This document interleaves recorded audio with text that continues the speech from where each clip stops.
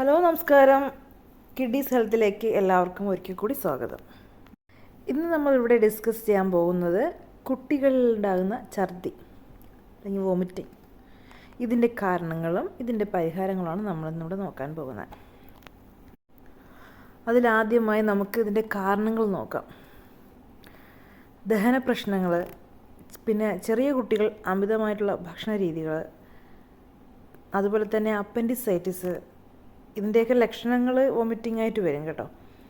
പിന്നെ തലയ്ക്ക് എന്തെങ്കിലും പരിക്കുകൾ പറ്റുകയോ, ഇപ്പോൾ ജസ്റ്റ് വീഴുകയോ, അപ്പോൾ എന്തെങ്കിലുമൊക്കെ തലയ്ക്ക് എന്തെങ്കിലും പരിക്കുകൾ വരുവാണെങ്കിൽ, അത് കൂടാതെ മെയിൻലി ഏറ്റവും പ്രധാനമായ ഒരു കാര്യം എന്ന് വെച്ച് കഴിഞ്ഞാൽ ശ്വാസകോശത്തിലും ചെവിയിലും ഉണ്ടാകുന്ന ഇൻഫെക്ഷൻ.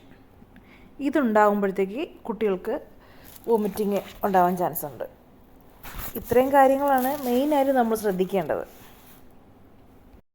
ഇതിൽ നമ്മൾ തലയ്ക്ക് പരിക്കുണ്ടാകുന്ന കാര്യങ്ങൾ പറഞ്ഞല്ലോ, കുട്ടികളല്ലേ, അപ്പോൾ ഒന്ന് വീഴുകയോ അങ്ങനെയൊക്കെ തലയിടിക്കുകയൊക്കെ പ്രശ്നങ്ങളൊക്കെ ഉണ്ടാകാറുണ്ട്. പക്ഷേ അങ്ങനെയുള്ള സമയത്ത് കുഞ്ഞുങ്ങൾക്ക് വോമിറ്റിംഗ് ഉണ്ടാവുകയാണെന്നുണ്ടെങ്കിൽ പെട്ടെന്ന് തന്നെ അധികം താമസിക്കാതെ തന്നെ അടുത്തുള്ള ഹോസ്പിറ്റലിൽ കാണിച്ച് കുട്ടികളുടെ ചികിത്സ എന്താണെന്ന് വെച്ച് കഴിഞ്ഞാൽ അത് കണ്ടിന്യൂ ചെയ്യേണ്ടതാണ്. അവിടെ നമ്മൾ നോക്കിയിരിക്കേണ്ടത്. അപ്പം നമുക്കിനി ഇതിൻ്റെ ചികിത്സ എന്ന് പറഞ്ഞു കഴിഞ്ഞാൽ നമുക്ക് നോക്കാം. കുട്ടികൾക്ക് അവരുടെ ബോഡിയിൽ ഏറ്റവും കൂടുതൽ കാണപ്പെടുന്നത് വാട്ടറാണ്, അതായത് വെള്ളം. ഈ വെള്ളത്തിൻ്റെ അംശം കുറയുമ്പോൾ അവർക്ക് ഡീഹൈഡ്രേഷൻ വരാനുള്ള ചാൻസ് ഉണ്ട്. അപ്പോൾ നമ്മൾ നോക്കുക, ഒരു 3 പ്രാവശ്യം അല്ലെങ്കിൽ 4 പ്രാവശ്യത്തിൽ കൂടുതൽ അവർ വോമിറ്റ് ചെയ്യുകയാണെന്നുണ്ടെങ്കിൽ നമ്മൾ പിന്നെ നോക്കിയിരിക്കാതെ അടുത്തുള്ള ഹോസ്പിറ്റലിൽ ഒന്ന് കാണിച്ച് കുഞ്ഞിൻ്റെ റീസൺ എന്താണെന്ന് നമ്മൾ വ്യക്തമായിട്ട് ഉറപ്പ് വരുത്തണം. അത് ദഹനത്തിൻ്റെ പ്രശ്നങ്ങളാണോ, അതല്ലെന്നുണ്ടെങ്കിൽ അപ്പൻഡിസൈറ്റിസോ അങ്ങനെയുള്ള എന്തെങ്കിലും പ്രശ്നങ്ങളുണ്ടോ, പിന്നെ ശ്വാസകോശത്തിലോ അല്ലെങ്കിൽ ചെവിയിലോ എന്തെങ്കിലും ഇൻഫെക്ഷൻ ഉണ്ടോ, ഈ കാര്യങ്ങളൊക്കെ ഇതൊന്നും ഇല്ല എന്നുള്ള രീതിയിൽ നമ്മൾ ഉറപ്പ് വരുത്തണം.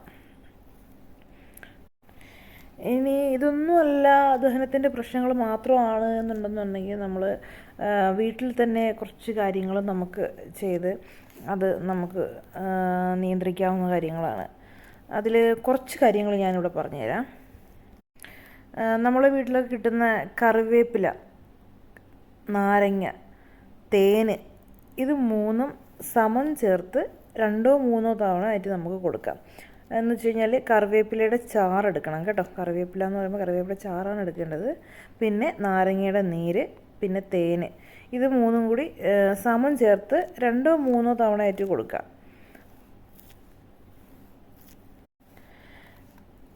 രണ്ടാമത്തെ കാര്യം എന്ന് വെച്ച് കഴിഞ്ഞാൽ 1 ഗ്ലാസ് തിളപ്പിച്ച പാൽ 1 ടീസ്പൂൺ വെളുത്തുള്ളി ചതച്ചിട്ട് വീണ്ടും 5 മിനിറ്റ് തിളപ്പിച്ച ശേഷം തണുപ്പിച്ച് കുട്ടികൾക്ക് കൊടുക്കാവുന്നതാണ്.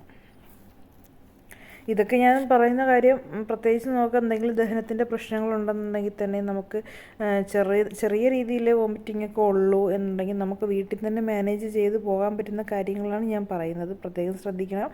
അതല്ല ഇതിൽ കൂടുതൽ ഇപ്പോൾ ഒരു 5-6 പ്രാവശ്യമൊക്കെ കൂടുതൽ വോമിറ്റ് ചെയ്യുകയാണെന്നുണ്ടെങ്കിൽ കുഞ്ഞിനെ ഹോസ്പിറ്റലിൽ കാണിച്ച് നേരത്തെ പറഞ്ഞ കാര്യങ്ങൾ ഇല്ല എന്നുള്ള രീതിയിൽ നമ്മൾ ഉറപ്പ് വരുത്തേണ്ടതുണ്ട് കേട്ടോ. പിന്നെ വേറൊരു ടിപ്സ് എന്ന് പറഞ്ഞു കഴിഞ്ഞാൽ 2 ടീസ്പൂൺ പുതിനച്ചാറും 1 ടീസ്പൂൺ നാരങ്ങ നീരും 1 ടീസ്പൂൺ തേനും 1/2 ടീസ്പൂൺ ഇഞ്ചി ചാറും ചേർത്ത് 2-3 നേരമായിട്ട് കൊടുക്കാം. ഈ 3 കാര്യങ്ങൾ നമുക്ക് വീട്ടിൽ ചെയ്ത് നോക്കാവുന്നതാണ്.